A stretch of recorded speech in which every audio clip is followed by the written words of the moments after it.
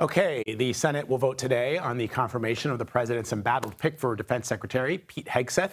The former Fox News host passed a procedural vote on Thursday despite two Republicans joining all the Democrats in opposition. That started the clock on a maximum of 30 hours of debate, meaning the vote may not happen until this evening.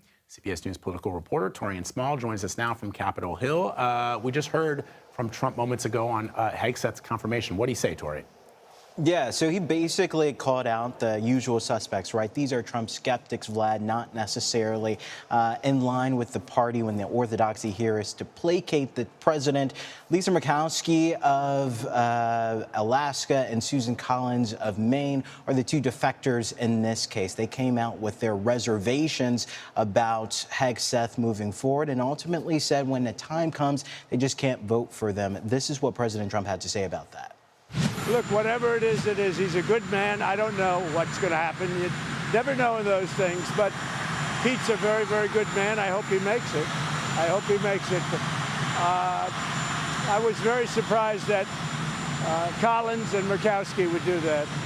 And, of course, Mitch is always a no vote, I guess. It's Mitch a no vote? How about Mitch? Huh? You what? Let's see what happens. It's interesting that he called out the former minority leader there, Mitch McConnell, even though he hasn't telegraphed where his vote lands just yet.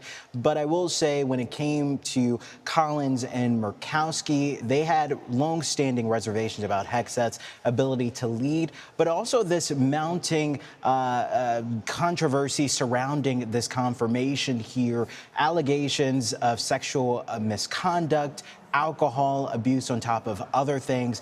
A myriad of allegations that I should mention Hegseth has denied, but for those two senators, that's just too much for them to get behind.